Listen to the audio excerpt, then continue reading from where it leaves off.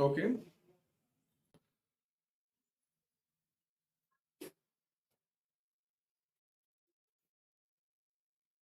I'm just looking out for the comments.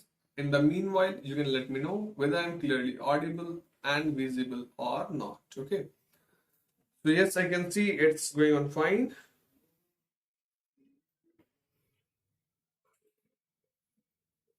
With some technical errors.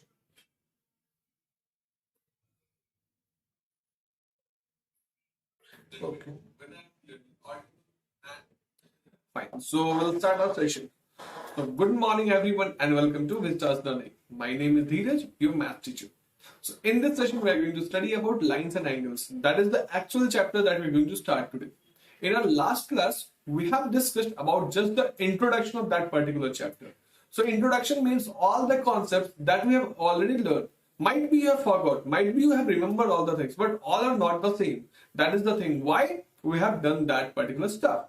Now, in today's session, we are going to start this particular chapter, lines and angles, from the very beginning. But before starting the chapter, I'll just introduce you about our company. We are Vista's Learning, where we believe in providing quality education for each and every one of us. Why getting quality education is important? Getting quality education is important because whatever you want to be, whatever you want to do, you should do it with quality, and that only comes with quality education. So here I'm having an experience of more than 4 years with few of the most reputed brands in India. But what I have seen, people struggling with quality, they know the stuff, but still after knowing, they don't know how to deliver the things or how to give the things with quality. That is how we came here. That is how we got the idea. My knowledge and Vista's technology, we combined it and then we came to you with all the stuff updated. So we should be updated with the things. Let's start the session now. Here in our session, we're going to discuss about lines and angles. And that is the second lecture of lines and angles. You know that. So let us take a brief recap of the things that we have already studied. First, we have studied about lines. What was a line? A line, if you remember, yes.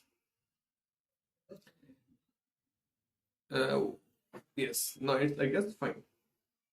A line, if you remember, was non-thick but one-dimensional object, and it can be extended in any direction. In both the direction, we can extend it. Ray, it is also a one-dimensional object, but it has got one starting point and it moves in only one direction. Third is the line segment. Line segment was the part of line or ray that can be measured. Suppose that is a ray, you can see it here, that is a line. You can see it over here. So if I am going to cut few parts, let us take this to be 2 centimeter, or from here few part that is 2 centimeter. So this measured part that is here or here is going to be our line segment. We can name it as A and B respectively. Now angle. If we have two lines that has the common starting point, then if the separation between them is in degree and finally reflex angle. So when we are going to do the measurement from the opposite side, I'll show you how. Suppose I have one side and one more side. So if we're going to, right, but what if we measure it from this particular side? The angle will be greater than 180 degree, but it will be less than and reflex angle. So I hope that thing is quite clear now. Can you see it clearly?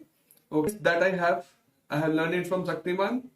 So here I'll be just little bit small and try to show you the things. So that is equal to reflex angle. So here angle is greater than 180 degree but less than 360 degree. So angle lies between 180 degree and 360 degree. So that was the revision part that we have actually done. I'll just look out for the comments and see how many of student has joined our class. So that was just the recap. That's why I didn't see the comment. But right now recap is done. So I'll just see the comment. How many of you are going live today? Okay. So I can see. Okay.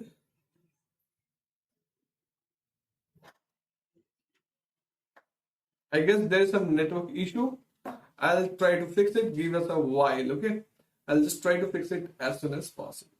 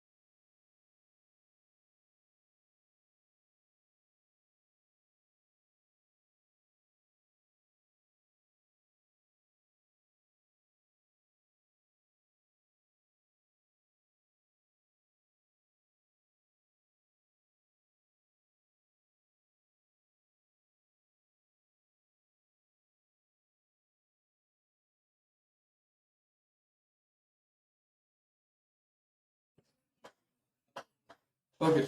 Sorry for the technical glitches. I guess there were some network issues. So we have fixed it now and we are going to continue the class. So till now we have done only the revision of the class and now onwards we'll start with the session. Okay. So before starting the session, we have to discuss about complementary and supplementary angles. So if you remember about the complementary and supplementary angles, what we have discussed, suppose I have one and this one more. So we know that these two sides or you can say angle, these two sides are going to make an angle of 90 degree. Suppose if in between I have one more line, so that will be x degree and that is going to be y degree. So in total, what we can say that angle, let us name it as O and this one P. AOP, that is equal to x degree, and angle BOP, that is equal to y degree. If we add them, so x degree plus y degree will be equal to 90 degree. So that is the reason why they are complementary. That is the reason why they are complementary. Okay. So in complementary, the condition is that two angles should be just next to each other, or else no. Okay. So I'll just look for the comment. Rakesh, good morning, sir. Good morning, Rakesh. I am fine, thank you. I hope you are also doing well. Niharika is saying good morning. Good morning, Niharika. Now, if we are going to discuss about supplementary angle, again, if you remember straight angle that made an angle of 180 degree, and again, if we have a line here, then this angle, let us take it to be x degree again, and this one as y degree. Then here x degree plus y degree will be equal to 180 degree. So हमें पता है, like we remember ABCD ना, ABCD, EFG, like that we remember. So first comes C and then comes S. So C will be equal to first term, that means 90 degree, and S, that will be the second term, that will be 180 degree. Means हम लोगों को याद रखने के लिए complementary में sometimes we get confused, like complementary क्या होगा, सप्लीमेंट्री कितना होगा. So when two angles sums up to be 90 degree, they are called complementary angle, and when two angles sums up to be 180 degree, they are called supplementary angle. The condition is that these two angles should be adjacent to each other. So अभी समझ में आ गया clearly क्या है क्या नहीं है. Balaji, good morning sir. Good morning Balaji. तो आई होप ये रिवीजन पार्ट का ही पार्ट था, बट वो हमारा जो कॉन्सेप्ट था ना, अगर आपको याद होगा, जो हमने ABCD के पढ़े गए, पहले ABCD में पहले A आएगा, फिर B आएगा, फिर C, फिर D, like this. So in complementary सबसे पहले कॉम्प्लीमेंट्री स्टार्ट विद C पहले आएगा और फिर S उसके बाद आएगा. तो C से कॉम्प्लीमेंट्री, S से सप्लीमेंट्री. कॉम्प्लीमेंट्री पहले आया तो छोटा वाला हो गया, दैट इज 90 डिग्री. सप्लीमेंट्री उसके बाद आया तो थोड़ा बड़ा है, so that will be 180 degree. तो हम लोग ऐसे ही याद रखते हैं, when the sum of two adjacent angles, when the sum of two adjacent angle is 90 degree, we call it to be complementary angle, and when the sum of two supplementary angles is equal to 180 degree. तो अभी तो आपको एकदम easily समझ में आ गया होगा कि हम लोगों ने डिस्कशन क्या किया. फाइन. तो हम लोग यहाँ पर intersecting and non intersecting lines के बारे में डिस्कशन करेंगे. सो लाइंस के बारे में डिस्कशन करने से पहले लाइन होता क्या हमें थोड़ा सा वो समझना है. तो ये एक लाइन है, आप देख सकते हो, राइट. ये एक लाइन है. लाइन क्या था? Line is an one dimensional figure that can be extended in both the sides. हम लोग दोनों साइड में एक्सटेंड कर सकते हैं. इसी के लिए हम लोगों ने क्या किया है, दोनों साइड में एरो का सिंबल दिया, like we can extend it in both the sides. Now हम लोग अगर एक और लाइन बनाते हैं ऐसा एग्जैक्टली द सेम, हम लोगों ने कुछ भी उसमें ऑल्टरेशन नहीं किया है, जस्ट दोनों के बीच में कुछ सेपरेशन है. इस डिस्टेंस को मैं डी नाम से डिनोट करता हूं. डिस्टेंस है इसलिए डी के नाम से डिनोट कर रहा हूं.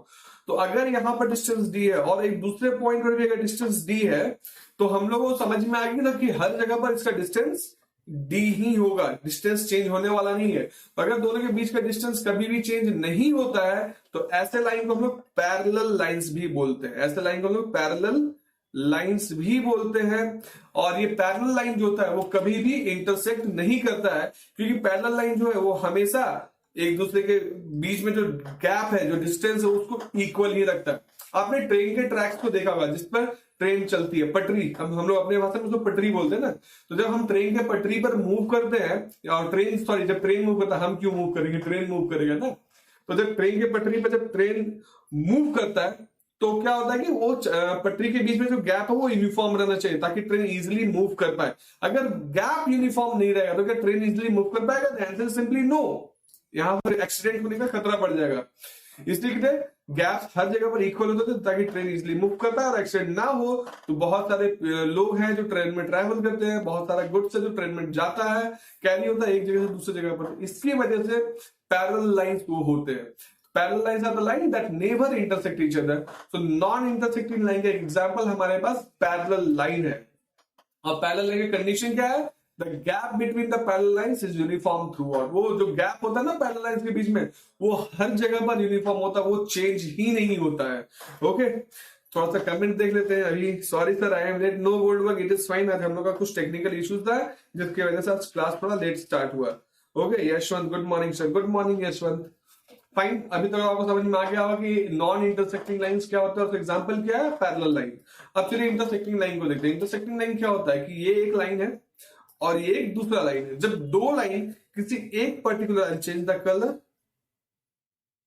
जब ये दो लाइन किसी एक पर्टिकुलर पॉइंट पर मीट करते हैं, टकराते हैं, उसे हम लोग क्या बोलते हैं, इंटरसेक्टिंग लाइंस बोलते हैं। ये जरूरी है कि लाइन अगर सेम डिस्टेंस कवर नहीं करते, जैसे यहां पर जो डिस्टेंस है वो और यहां पर जो डिस्टेंस है वो, यहां पर जो डिस्टेंस है वो चेंज हो रहा है, राइट। यहां पर जो डिस्टेंस है, यहां पर जो डिस्टेंस है, ये सब डिस्टेंस चेंज हो रहा है। तो अगर ये डिस्टेंस चेंज हो रहा है कंटिन्यूअसली, तो डिस्टेंस अगर चेंज हो रहा है तो हमको इतना एग्जैक्टली समझ में आ जाएगा कि ये लाइन इंटरसेक्टिंग है। क्योंकि इससे अगर मैं आगे या पीछे एक्सटेंड करूंगा तो कहीं ना कहीं ये टकराएगा। सपोज एक एग्जांपल देते हैं कि एक लाइन ऐसा है कि ऐसा जाता है, ठीक है। लाइन मैंने यूज किया तो दोनों साइड का एरो होगा, और एक लाइन है जो ऐसा जाता है। तो क्या ये इंटरसेक्टिंग लाइन होगा, यस और नो? तो the answer is yes, that will be an intersecting line. क्यों? क्योंकि एरो जो दोनों साइड है, मींस मैं इसे बैक साइड में भी इंक्रीज कर सकता हूं और फ्रंट साइड में भी इंक्रीज कर सकता हूं। तो जब मैं इसे बैक और फ्रंट साइड दोनों साइड में इंक्रीज कर सकता हूं तो मुझे वो चेक करना ही पड़ेगा। तो कंडीशन क्या है, अगर डिस्टेंस यूनिफॉर्म रहा तो वो नॉन इंटरसेक्टिंग लाइन बनेगा, और अगर डिस्टेंस यूनिफॉर्म नहीं रहा तो वो इंटरसेक्टिंग लाइन बनेगा। अब वर्ड्स को वापस से ध्यान दीजिए, मैंने क्या बोला, इंटरसेक्टिंग लाइन, ये वर्ड का इस्तेमाल किया, लाइन वर्ड का इस्तेमाल किया। लाइन का डेफिनेशन अभी हम लोगों ने थोड़ी देर पहले देखा था, आपको याद है?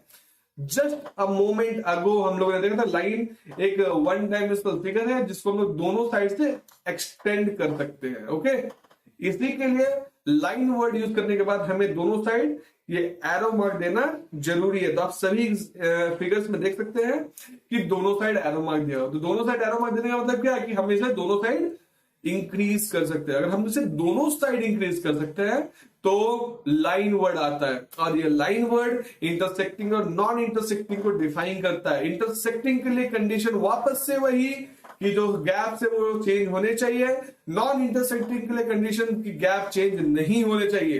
तो यहां पर गैप चेंज हो रहा है मेरे साथ, तो यहां पर D1 D2 नाम दे देते हैं। अगर गैप चेंज हो रहा है तो ये इंटरसेक्टिंग लाइन है, गैप चेंज नहीं हो रहा है तो ये नॉन इंटरसेक्टिंग लाइन है। आई गेस अब आपको इजिली समझ में आ गया होगा। Balaji is commenting your explanation too good, thank you Balaji, but the thing is that explanation आपके लिए है। अगर आपको समझ में आ गया तो मेरा ये जो आज का क्लास है वो सफल हो गया, हम लोग ऐसा बोल सकते हैं। ठीक है, चलिए नेक्स्ट पार्ट में मूव करते हैं, जहां पर हम लोग को एक्सिम्स के बारे में पढ़ना है। तो एक्सिम्स में क्या बोलता है, if a ray stand on a line then the sum of two adjacent angles so formed is 180 degree. आपको जस्ट अभी याद होगा कि एक लाइन है अपने पास इधर, अभी हम लोगों ने यही चीज डिस्कशन किया था। ठीक है, एक लाइन है और इसके ऊपर में एक दूसरा लाइन स्टैंड करता है। स्टैंड करता है मतलब ऐसा नहीं कि परपेंडिकुलर ही हो जाएगा 90 डिग्री, हमेशा इट इज नॉट नेसेसरी कि वो 90 डिग्री हो। वो कभी कभी 90 से ज्यादा होगा, कभी कभी 90 से कम होगा, वो चेंज हो सकता है, variable. Okay, so it is not necessary कि वो 90 ही हो। स्टैंड का मतलब है कि 0 से लेके 180 के बीच में कुछ भी हो सकता है, तो इतना छोटा भी हो सकता है, कुछ भी। ओके, तो चलिए इसको पहले डिलीट कर लेते हैं। तो ये लाइन बना है वो बता रहा है कि अगर मैं इसे x डिग्री लेता हूं और इसको y डिग्री लेता हूं, ओके, तो x degree plus y degree will be equal to 180 degree. ये हमारे पास कंडीशन यहां रखा गया है। यही बात बोला गया कि इफ अ रे stands on a line, if a रे स्टैंड्स ऑन अ लाइन, तो नाम दे देते हैं OAB और P। ओके, तो AB एक लाइन है और OP एक लाइन है जो AB पर स्टैंड कर रहा है। The sum of two adjacent angles, तो x डिग्री और y डिग्री एडजेसेंट एंगल्स हैं। द सम ऑफ टू, इन दोनों का सम यानी कि ऐड जो है वो कितना होगा, 180 डिग्री होगा। तो आई होप आपको इजीली समझ में आ गया पहला part. Second, if the sum of two adjacent angles is 180 degree, just it's opposite. अगर इस x डिग्री और y डिग्री को ऐड करने के बाद अगर मेरा आंसर 180 डिग्री आता है तो AB जो है वो एक स्ट्रेट लाइन होगा। तो ये मेरा एग्जाम नंबर 1 है और ये मेरा एग्जाम नंबर 2 है। तो एग्जाम 1 और एग्जाम 2 आपको इजीली समझ आ गया कि क्या है। फाइनली एग्जाम 3 को मूव करते हैं और यहां बोलता है if two lines intersect each other then the vertically opposite angles are equal. ये थोड़ा इंपॉर्टेंट है, ये समझना पड़ता है हम लोगों को। ठीक है, क्या बोलता है कि अगर ये दो लाइन है, ठीक है, ये एक लाइन है और ये दूसरा लाइन है। ओके, अब दोनों लाइन एक दूसरे को इंटरसेक्ट कर रहे हैं, किस पॉइंट पर इंटरसेक्ट कर रहे हैं उस पॉइंट का नाम मैं ओ दे देता हूं।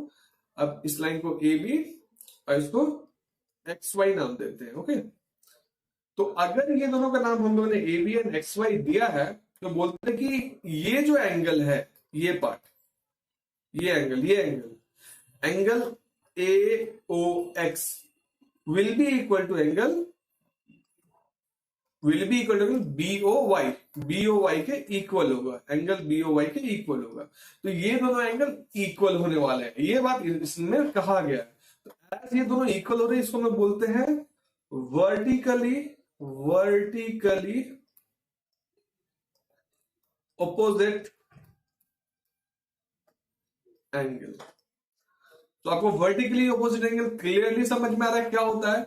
वर्टिकली ऑपोजिट एंगल जो है वो सीधा एक दूसरे के आमने सामने हमला करना होता है ना, उस टाइप का हमला करते हैं। ठीक है, तो क्या ये भी वर्टिकली ऑपोजिट होगा? आंसर इज यस, ये भी वर्टिकली ऑपोजिट होगा। तो क्या लिखेंगे? Angle A O Y will be equal to angle B O X. Again condition same है, ये वर्टिकली ऑपोजिट एंगल होगा। चलिए, शक्तिमान भैया से हम लोगों ने जो ट्रेनिंग लिया था उससे मैं थोड़ा सा और छोटा हो जाता हूं ताकि आपको ये क्लियरली दिख पाए। और ये वर्टिकली ऑपोजिट एंगल का कॉन्सेप्ट है। तो वर्टिकली ऑपोजिट एंगल का कॉन्सेप्ट क्या था कि जो एंगल्स, अगर दो इंटरसेक्टिंग लाइन है, कोई तीसरा लाइन बीच में नहीं आना चाहिए, तभी का ये बात है। अगर दो इंटरसेक्टिंग लाइन है तो जो सामने वाले जो एंगल होते हैं ना, वो इक्वल होते हैं। ओके, बस यही कॉन्सेप्ट है, एक्स्ट्रा कोई भी कॉन्सेप्ट नहीं है। तो बस मैं उसे ड्रॉ करूंगा ताकि आप उसको इजिली समझ पाओ। ओके, तो उसके लिए हम लोगों को यहां पर वापस से बनाना पड़ेगा एक लाइन। ओके, तो कहते हैं कि ये अगर x डिग्री का होगा तो ये भी x डिग्री का होगा, ये अगर y डिग्री का होगा तो ये भी y डिग्री का होगा। तो ये x degree, y degree, y degree, ये वर्टिकली ऑपोजिट एंगल होंगे। आई होप अभी तक एकदम ही क्लियर है, कोई भी इश्यूज है नहीं। तो चलिए हम लोग कुछ क्वेश्चंस को सॉल्व करते हैं। तो क्वेश्चन को सॉल्व करने के लिए हमारे पास ये है कि in the given figure A O C is a line. Okay, नाम दे देते हैं A O C is a line and हमें एक्स फाइंड करना है। तो आप देख सकते हो कि ए ओ सी एक लाइन है and we know that a line has an angle of how much? 180 degree. इसको स्ट्रेट एंगल के नाम से भी हम लोगों ने डिनोट करा हुआ है, आपको याद होगा, राइट? तो अगर मैं देयरफॉर, चलो इसका नाम मैं पी दे देता हूं क्योंकि हम लोगों ने एक्स वर्ड का इस्तेमाल किया हुआ है, तो मैं इसका नाम पी देता हूं। So therefore angle AOP plus angle COP will be equal to 180 degree. हम लोग को हालांकि पता चल गया कि ये स्ट्रेट एंगल है, तो अगर मैं इन दोनों एंगल को ऐड करूं तो मेरा आंसर कितना आने वाला?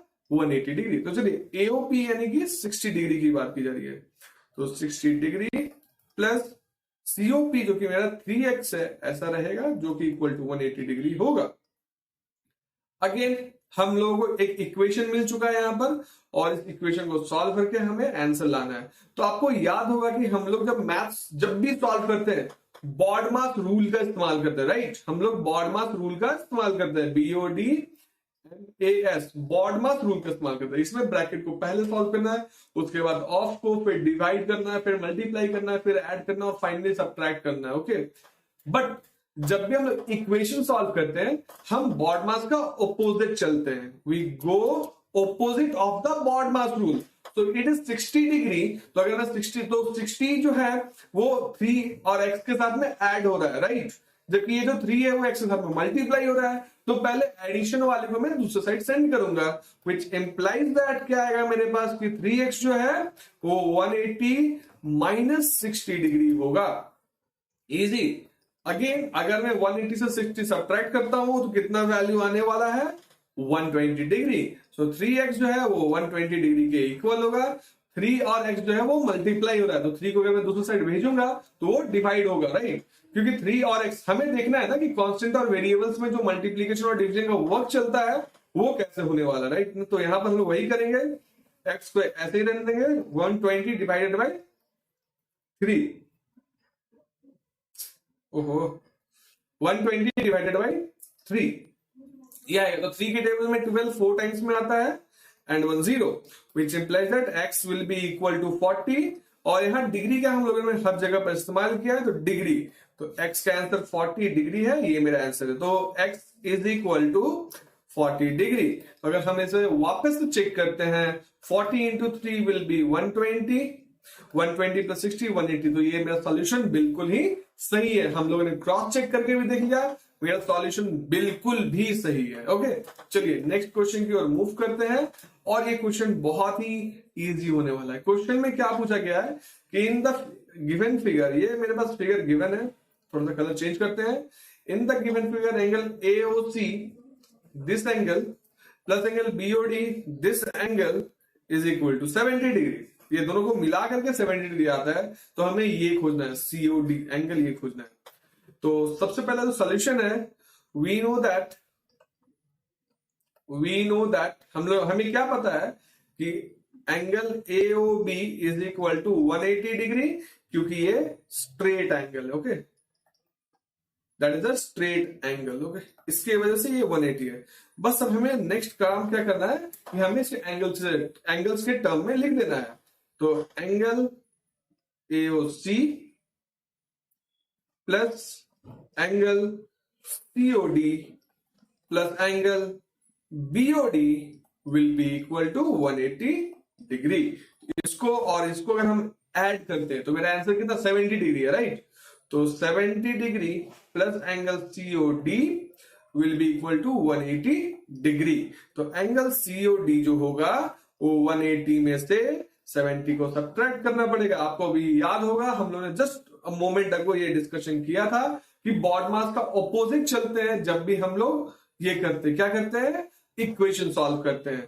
तो एंगल COD 180 से अगर 70 सब्ट्रैक्ट किए तो कितना आंसर आएगा, 110 डिग्री आंसर आएगा। तो एंगल COD 110 डिग्री होगा और ये है मेरा आंसर। सो आई होप ये क्वेश्चन भी बहुत ही इजी था, आप लोगों ने इजीली सॉल्व कर लिया होगा। नेक्स्ट क्वेश्चन में मूव करते हैं। तो क्वेश्चन ये है, the two complementary angles are in the ratio. Complementary word का इस्तेमाल किया गया है। तो आई गेस आपको समझ में आ रहा है, ABCD याद है, ABCDEFG हम लोगों ने जो पढ़ा था उसमें कॉम्प्लीमेंट्री पहले C आता था। तो जब हम लोग दो एंगल को ऐड करेंगे तो उसका सम कितना आना चाहिए, 90 डिग्री का आना चाहिए। अगर वो सप्लीमेंट्री होता और हमें ऐड करते तो कितना आंसर आना चाहिए था, 180 डिग्री आना चाहिए था, राइट। तो यहाँ x degree plus y degree जो है वो 90 डिग्री के इक्वल होने वाला है। Are in the ratio 1:5, find the measure of the angles. Angles को फाइंड करना, सबसे पहला हम लोग क्या करेंगे, एंगल्स को बना लेते हैं, ठीक है। तो ये एंगल्स अपने को दिख रहा है और ये बीच में हम लोगों ने क्या करा है कि एक और लाइन को स्ट्रेच कर दिया है। इसे x डिग्री ले लिए हैं, इसे y डिग्री ले लिए हैं। तो हमें पता है कि अगर हम x डिवाइडेड बाय y करेंगे तो 1/5 आंसर आने वाला है। मतलब मैं x को y के टर्म में चेंज कर सकता हूँ, इवन मैं y को भी x के टर्म में चेंज कर सकता हूँ, क्योंकि यहां पर हम लोगों ने रेशियो जो निकाला, ये जो रेशियो हम लोगों ने निकाला, या रेशियो क्या समझाता है कि दोनों में जो भी पार्ट कॉमन था हम लोगों ने उससे हटा दिया काट करके, राइट, हम लोगों ने हटा दिया। तो सबसे पहला अगर मैं y के टर्म में x निकालता हूं तो y को इधर भेज देंगे और 5 को इधर, तो y will be equal to 5x। Okay, तो चलिए इस चीज को मैं इधर सब्स्टिट्यूट कर दूंगा, हमारा आंसर इजीली आ जाएगा। So x plus 5x is equal to 90 degree. So 6x will be equal to 90 degree. x का जो वैल्यू है वो 90/6 होगा। तो 3 1s are 3, 3 2s are 6, 3 3s are 9, एक और 0। तो x will be equal to 15। Okay, x जो है वो 15 है। तो जो x था वो क्या है, 15 आएगा। और दूसरा ये कितना, 5x है, जो कि 15 into 5 equal to 75। So angles are कितना कितना, 15 डिग्री एंड 75 डिग्री। अगर आप इन दोनों को ऐड भी करोगे तो आंसर आपका 90 डिग्री आएगा। तो I hope that's the correct one. Okay, let's move to the next question. In the given figure PQ is parallel to RS। क्या फिगर गिवन है, यस। PQ जो है ये पार्ट, ये पैरेलल है RS का। PQ is parallel to RS, then find the measure of angle M. Angle M का measure find करना है। तो आपको ये क्वेश्चन देकर समझ में आ ही गया होगा कि क्या है यहाँ पर। तो अगर ये दोनों पैरेलल है, लाइक ओके, तो ये जो क्वेश्चन है ये हम लोग अपने नेक्स्ट सेशन में सॉल्व करने वाले, क्योंकि इस सेशन में ये क्वेश्चन को सॉल्व करना मतलब ऐसा है कि कुछ पार्ट हम लोग का अभी बचा हुआ है थ्योरम से, वो डिस्कशन करेंगे तब इस क्वेश्चन को हम लोग सॉल्व करेंगे। तो आज के लिए बस इतना ही। इसी के साथ आज के सेशन हम यही एंड करते हैं। आई होप आपको इजीली सब समझ में आ रहा होगा। तो बस हमारा एक ही रिक्वेस्ट है कि लाइक, सब्सक्राइब और शेयर करना मत भूलिएगा। उसी के साथ आज हम लोगों ने जो भी डिस्कशन किया वो बहुत ही ज्यादा इंपॉर्टेंट था एग्जामिनेशन पॉइंट ऑफ व्यू से, कंसेप्चुअल पॉइंट ऑफ व्यू से, क्योंकि हम लोगों ने सिर्फ लाइंस एंड एंगल्स नहीं पढ़ा, हम लोगों ने कुछ कुछ इक्वेशंस के बारे में भी पढ़ा। कुछ